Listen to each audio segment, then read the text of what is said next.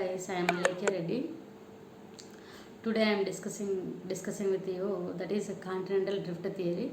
Okay, continental drift theory proposed by Alfred Wegener. Okay, in 1912 లో propose చేయడం Alfred వెజనర్ propose చేశాడు. 250 million years ago all the continents, okay, all the continents were combined into one. So okay, now we are seeing 7 different continents. దాన్ని ఆ different 7 continents కూడా మనకి ఒక super కాంటినెంట్గా 250 million years ఎగో ఉండేది.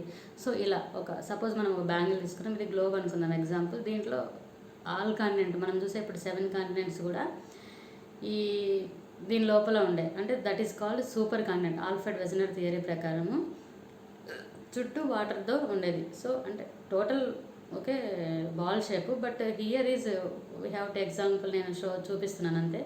So all the continents are combined with one continent. That super continent is called Pangaea. Okay, Pangaea, and water body is called Panthalas గా Alfred వెజనర్ అనేది చెప్పడం జరిగింది.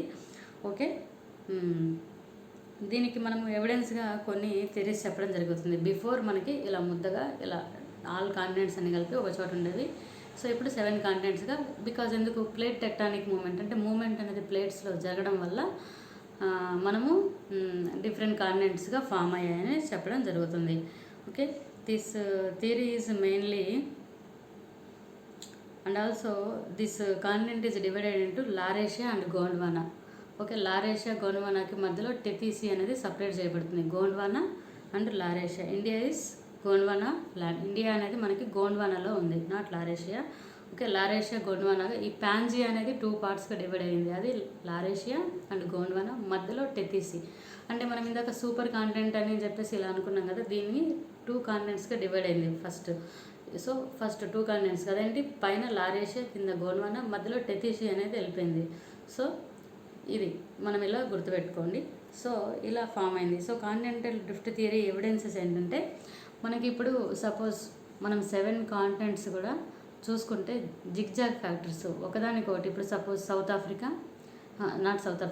అమెరికా అండ్ ఆఫ్రికా కాంటినెంట్స్ చూసుకుంటే same ఇలా కలిపేస్తే same ఉంటుంది.